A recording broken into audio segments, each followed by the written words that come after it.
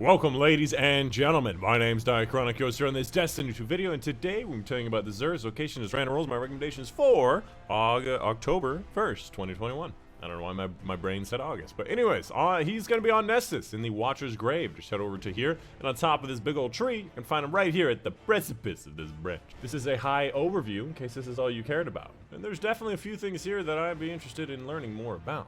First up, for the exotic weapon today, we have the Hardlight, which is a very high range because of its low drop-off assault rifle or auto rifle with a very large magazine and pretty damn good stats across the board, and a catalyst that also maxes out the stability all the way. So overall, if you're looking for a good 600 RPM auto rifle for the Crucible, this is probably one of the best in class. However, it is an exotic, and of course auto rifles are not really at the top of the game, but they're not bad, and I like autos, so this would probably be a good choice if you also like autos. The other side of it, being able to switch between the three different light elements, is interesting for match game, but most of the time you don't need it because you have 3 people in a team. Following that, for the Hunter exotic, we have the Shards of Galanor, an exotic that allows your hits and kills with Blade Barrage to return super energy after the super ends, obviously maxing out at 50%, but generally you probably would never get more than 50% anyway. So if you just dump this on a single boss, you'll probably get around a quarter of your thing back if you don't kill the boss, so keep that in mind. Hits, oftentimes, just as important as getting kills. When it comes to the total stats, 62 is somewhat average. We want to have a high intellect and mobility because it's a hunter and this is intellect, so it's a pretty decent roll synergetically, but it could be better. Up next for the Titan exotic, we have the Crest of Alpha Lupi, probably one of the least used exotics in the game, but probably close to the top 15 Titan exotics in general by what it does. If you've never heard of it, you get an additional orb of power whenever you pop your super for support supers and whenever you get that first kill on the roaming supers. And a healing pulse whenever you use your barricade. You get around half of your health and shields when you put a barricade down, kind of like Wormhusk. And this healing pulse does actually affect your teammates, so you can kind of use it in a support sense on top of giving your teammates more orbs. It's just kind of a support build that's really boring. It doesn't really change that much. I guess on this particular exotic, you'd like to see resilience and intellect. Has resilience, but not really intellect. Overall, I'm just not really excited about this exotic. I'm not really excited about this role. And finally, for the Warlock exotic, we have the Sunbracers, probably one of the more fun exotics in the game. Increases the duration of solar grenades, which is going to be the one that's it's like a vortex. It's like the area effect dot one, and solar melee kills grant unlimited solar grenade energy for a brief period of time. You can get off around like 5 grenades out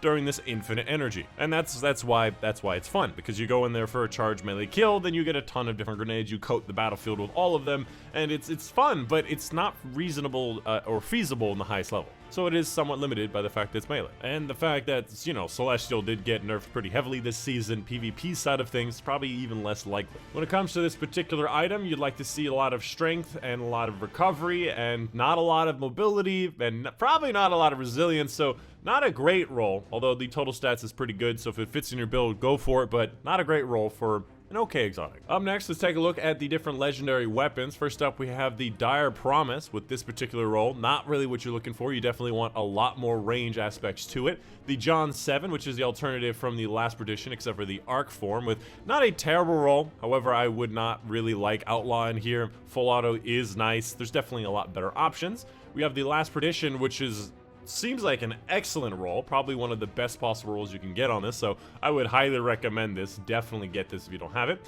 Following that with the 7 Seraph, which has auto-loading, but no assault mag or trench barrel. Yeah, trench barrel or Vorpal. I forget what this can have. Definitely a lot better options, but it does have auto-loading if you don't have it. Following that, Hollow Words does have Lead from Gold. I do like that. It does also have Accelerated and Particle Repeater, which is exactly what you want. However, you could probably do better on this last column. I don't know what it can have. I think you can have Vorpal here as well. After that, we have a 150 Grenade Launchers, which they all suck. And then finally, the Keening, which is going to be an adaptive frame, except for this is going to be the adaptive frame single shot, and it's moving target, Wellspring. Not, again, really what you're looking for. And finally, the legendary armors. We have something like a 63, a lot of resilience in there. We have a 62 with a very spiky distribution if you want a lot of discipline. We have a 64, a little bit better, however, I like more recovery, and then a 63. Probably the best option here available today, just because the distribution is more what I like it. But this one, wow, this one's all over the place.